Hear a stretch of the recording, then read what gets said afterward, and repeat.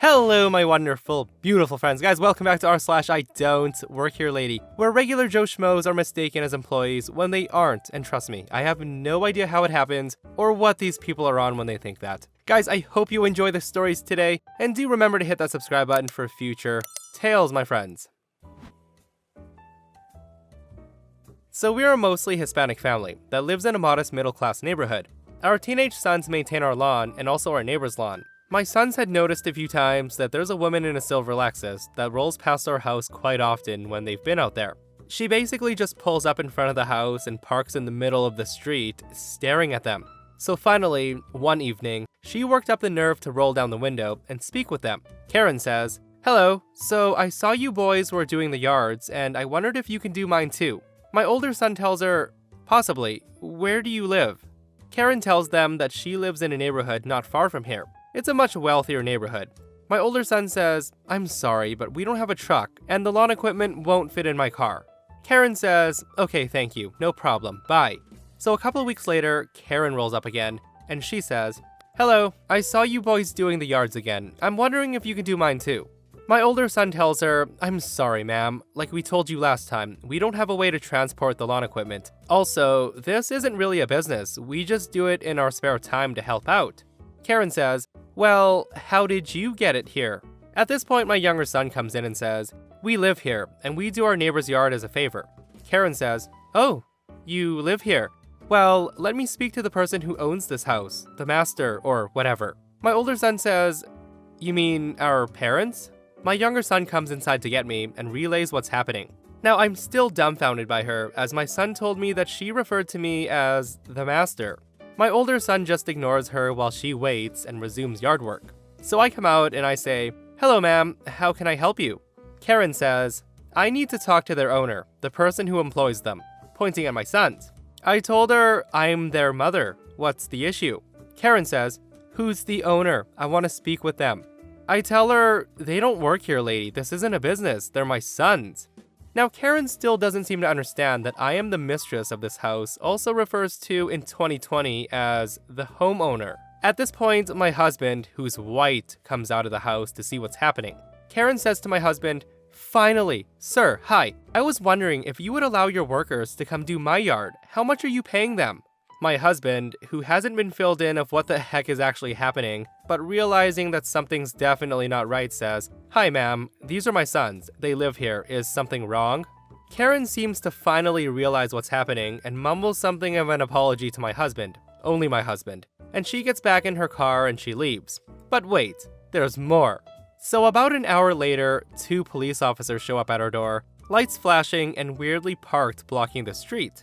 My husband answers the door and the officer explains to him that they got a call here, that there was a burglary in progress, that 2 Hispanic males were attempting to break in.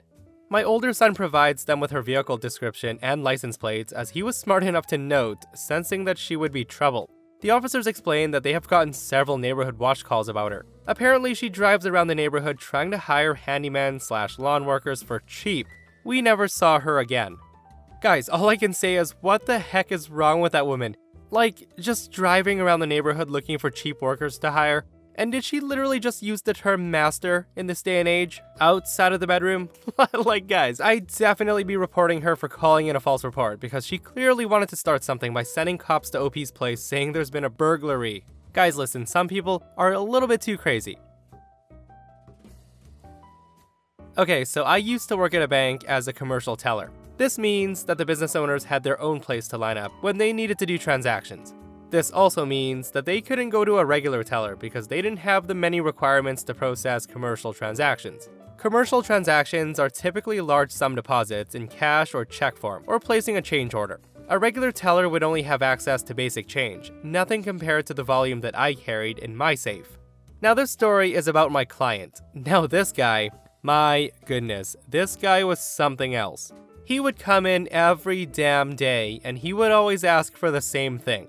Well, it wasn't so much of an ask, it was barking orders. He would march up to my counter, slam his bag down in front of me, and without even looking at me, just start saying numbers. He would say 21s, 35s, 10 25s, which means a roll of quarters, and it took me almost 2 months to understand his logic. Eventually, I caught on to what he was ordering without him needing to repeat himself. Now, being one of the 2 commercial tellers for a bank in the heart of our downtown district, I was busy. I was also very efficient. I got to the point where I was able to predict what each client would need and on which day. My boss was very happy with me and always trusted my judgment.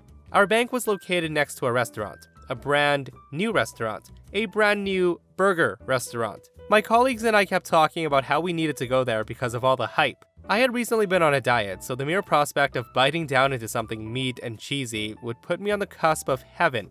So today's the day. I will finally get one of those delicious burgers that everybody keeps talking about. I'm so excited. It's my cheat day, and my body has never been more ready. I had also skipped breakfast that day because I was late, which wasn't smart, but such is life. So I walk into the restaurant, sit down at the table, and start looking at the options. I'm alone. I'm wearing my work clothes, but I take off my name tag. Now I'm just the guy in a nice shirt reading a menu at the restaurant. I then order the most outrageous beef monster with everything. It arrives and I take one bite and then I hear it. It's my client. He says, "Hey, you, how's it going?" I then look up at him and said, hi? So the client actually puts his bag on my table in front of my food and he says, "Hey, so when you're done here, I need 2010s, 35s, etc, etc. And I said, You can't be serious, dude. I'm eating, and we're not even at the bank." The guy then says, "I can obviously see that. I'm not stupid. That's why I said, when you're done. Do this for me. I don't have time to wait in line. I'll pick it up later." At this point, the guy starts to walk away from me, leaving his bag on the table. I then screamed out, "Sir, I work at the bank, not here. This is my lunch. This is my time. For me. Take your things off my table, please." The guy then says, "Listen, so why won't you help me? I come to the bank every day. You know what I need. This is so incredibly lazy of you." I told him I'm on lunch in another building. What makes you think that the bank extends to this restaurant? This is a restaurant. The guy then says, "I told you, when you're done." "When you're done," I said. "You'll be doing what I asked you to do in the bank.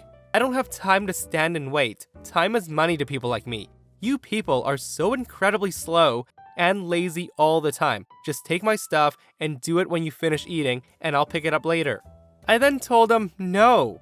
And he says, "Excuse me? I am such an important client, and you will do as I say. Do you know how rich I am?" I told him I don't care, but here, you're not an important client. Here, you're just a regular guy just like me. I'm not an employee here. I'm a customer trying to eat my burger. Now you can leave. Get out of my face. He then says, "I can't believe you're treating me like this. I bring so much business to this bank. I will be speaking with your manager about this." Now, the conversation obviously got loud, and this prompted a manager to show up. Because they were a new restaurant, I gather they didn't want any drama. The manager comes up to us and says, "Sir, is everything okay here?" I told him, "No, everything's not okay. This man is harassing me while I'm trying to enjoy my lunch." So my client then says, "I'm harassing him because he's an employee, and I asked him to do something and he won't." The manager tells him, "Sir, this man is not an employee here. He's a customer, and he obviously is not interested in whatever you're selling or promoting or whatever, so please." The guy then interrupts him and says, "You people are so dumb. I know he's not an employee here. I'm not stupid. He works at the bank. I need him to do my banking after he finishes his food." The manager then tells him, "This is not a bank. I'm gonna ask you to leave right now. We do not tolerate yelling and harassment in our establishment." So the bank guy then collects his things. He then looks me dead in the eye and says to me, "When you finally get back to work and stop being lazy, I will be waiting with your boss. I'll see to it that you're fired. You mess with people like me and you'll learn a lesson." So I then take bite number 2, and I then took my full hour. I ate my delicious burger. The manager even offered me a discount for my troubles, but I refused. I felt like I brought this on myself. My own personal demon followed me here and he caused the ruckus, and it wasn't the restaurant's fault. So I then get back to work, and true to his word, the idiot is there in my boss's office. The guy sees me and immediately points at me. Now I don't go in. I go back to my counter and start serving people. I then hear muffled yelling and he storms out of the bank without looking at me. My boss then comes out and she wants to see me. She then asked me if bank client came to me on my lunch to do official commercial banking. I told her yes, and I do have witnesses. She says she knows. The owner of the restaurant stopped by. Now I had no idea, but this restaurant was one of our clients. Brand new. So she made the decision that bank client was no longer authorized to conduct business with us. He was on a very fine line in terms of legal conduct. You see, if you try to conduct banking business outside of a banking establishment and outside of banking hours, then it can be misconstrued as, well, you're doing some shady crap that you want no record of. My boss wanted no part in that and pretty much told him to go elsewhere, or else we close his accounts. All of them. And she's a ruthless boss, I do believe her. Now bank client has to travel 10 city blocks to do his banking, when he used to be able to just walk 25 feet. I still saw him after that. Never spoke to him again though. Also, when I do go out for lunch, I do try to sit in the shadows as much as possible. Guys, can I just say that I love how OP's boss handled that situation? That's exactly how you deal with entitled customers. Like, the guy literally thinks that having money means he can do whatever he wants, whenever he wants, and he ultimately got shut down on this day. Seriously though, approaching someone on their lunch break in a different establishment demanding they do stuff for you is not only entitled, it's freaking rude. The guy deserves to have to go those 10 extra blocks forever. So this happened yesterday, and we're still reeling from what occurred. Now, I never thought that I'd see a live, vicious Karen like her, and never in such a way that it scared the ones I care for the most. So in a couple of weeks, it'll be our oldest child's 6th birthday, so we went out yesterday to shop for her birthday presents. Me and my wife Amber decided that this year, she could pick out whatever she wanted for presents, but limit it to either 3 small presents or 1 bigger one. So we took her and her 10-month-old brother, and we went to Wally Mart nearby, and then to the children's toy aisle. And being a kid, she wanted to inspect everything. She'd want to look at this item, and I would take it down and she'd inspect it, and then I would ask if she wanted it for her birthday. She'd say yes, and I would temporarily put it in the shopping cart. Then we'd go down the aisle and she'd want to look at another item. Amber would take it off the shelf for her to look at, ask her if she wanted it for her birthday, she'd say no, and it would go back on the shelf. Customers went by, and we didn't think anything of it, not knowing that there was one that we should have been looking out for. Finally, we end with 10 items that she wanted in the cart, so she would get 3 of these, and told her to decide what she really wanted from the pile. She looked them over, decided on 2 right away, but she really wanted 2 of the other ones so badly that we had to succumb to her pleading, and we decided that we'd get her 4. We told her that she'd get these presents later, and after surviving a round of pouting and big deer eyes, she gave in with the most heartbreaking, "Okay, only a kid can give," as we went to put the items back. To distract her, Amber asked if she wanted to get a drink from the in-store fast food company, and she takes both her and our baby in his carrier towards the opposite corner of the store. Meanwhile, I was in charge of putting the discarded toys back, and I was to secretly buy the 4 items, put them in the trunk of the car, and then meet up with them after. We compared notes afterwards, so what happened here was from Amber's view. When she went around the corner, she heard an "excuse me" from behind, and thought nothing of it and kept walking. And then seconds later, she heard a bit louder "excuse me," closer and louder. She still thought nothing of it and turned a corner towards the restaurant. Then finally, Amber gets a tap on the shoulder. Turning, my wife found Karen instantly jumping into her face as soon as she turned.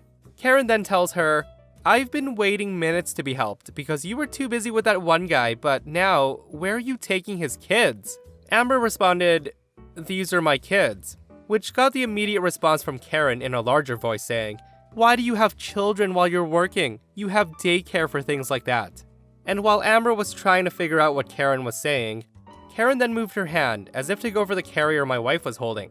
Instinctively, Amber pulled her hand back so Karen could not get a hold of it. That was enough to wake up our son, who immediately starts crying.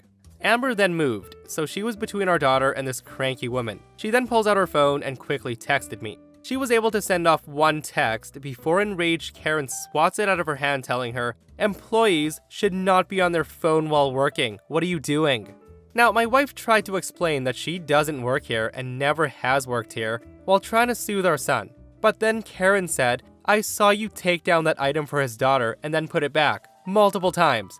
When Amber tried explaining that it was going to be our daughter's birthday soon, Karen just swats her hand aside and says, "That's something you should do while not working, and without your kids here. You think you can do that whenever?" Amber then puts a hand on my daughter's head, trying to comfort her, and tried to tell Karen sternly that I just told you that I don't work here, only to have Karen scream, "Yes, you do. I want to see your manager."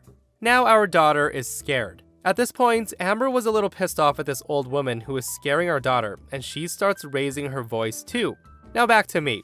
I've started returning the toys when I get a text from Amber. Looking at my phone, all I get is "I need help." Leaving the cart, I ask where she is, while working my way towards the center part of the store. No response, but I did hear my son crying really loudly. Fearing the worst things that only a parent can think of, I run towards the crying, with a loud voice yelling, and Amber's voice starting to get loud too. I then see my wife trying to talk to Karen, who is screaming about getting her fired. I then asked Amber what happened, and the Karen turned to address me and she says, "Finally, a manager," she half yelled. "You have to fire this worker of yours. She's such a bad employee that she can't even leave her kids at home." Now, I give her this look of not understanding before catching the words employee. Now, the company employees wear a well-known blue shirt, the managers wear a yellow vest, and all wear name tags. Not sure of what they wear for pants because I've never thought to look. Now, Amber was wearing a dark red long-sleeved shirt and blue jeans. No vest that has the logo, and no way that she can be mistaken as an employee. And I was wearing a green shirt with a certain football logo on it and blue jeans. There were no name tags on either one of us, so I have no idea how she got employee and manager out of what we were wearing. And then I made the mistake. I said, "She doesn't work here. She's my wife." Oh boy. Karen latched onto the "my wife" part as if she was a cross-examination prosecutor in court. She says, "Your wife? You let her bring your children to work? Are you so broke that you can't afford a babysitter?" Now, I could not get a word in edgewise as she just bellows this tirade at us. Finally, security gets there, in what seemed like forever, but likely only minutes. So Karen sees them first, and she yells, "Security, I want both of them out of here, and I want to talk to whoever owns the store now." They don't even look at us. They look at her and say, "Okay, let's get you to the office," and escort her away. She then looks back, points at us and yelled, "What about them?" That's when the other security guard just said, "We'll come back and deal with them after. You need to go see the owner." Once they leave, I take the carrier crib away from Amber, and she turns to pick up a very scared little girl. It takes us quite a while to calm down our son, and I end up finding a chair in the outdoor section. Amber says she's gonna go to the bathroom with our daughter, and she takes off. I'm too busy worrying about my son to give a damn whoever passes until I hear, "Sir, I'm sorry to bother you." I then look up to see someone who's wearing a manager vest, and he says, "We apologize for another customer harassing you and your family like that." We now have her sitting in the office until police come and plan to charge her for harassment. "Would you like to press charges too?" I simply replied, "I just want her gone." The manager just nods and quickly left. Amber came back soon with our daughter in hand, and she looked less pissed than when she was before. I passed our son to her, and my daughter climbs onto my legs and gives me a big hug. She then says, "Is that bad lady gone?" I then smiled and said, "Yeah, the bad lady's gone." We didn't bother to go back and grab the cart with the toy she wanted. Amber said she'll get them later this week. I saw the same manager as we left, and he gave us a gift card. An apology for the trouble that Karen had caused, and he apologizes again. And my daughter got treated to ice cream, so she was happy about that. Man, this lady was definitely off her rocker, guys. I love how security was like, "Oh, you want to talk to the owner, ma'am? Come to the office, please. And sit down, where you'll get to meet police instead." Like, can someone please tell me how this got so out of hand? Because it's absolutely wild. And that, my friends, brings us to another end of our /IDontWorkHereLady. Guys, I hope you enjoyed the stories today. And if you did, be sure to leave a thumbs up. If you missed yesterday's episode on the channel, a selfish Karen and her son ruin a vacation for 2,000 people. Guys, check it out if you haven't, and I'll see you guys in the next one. I love you.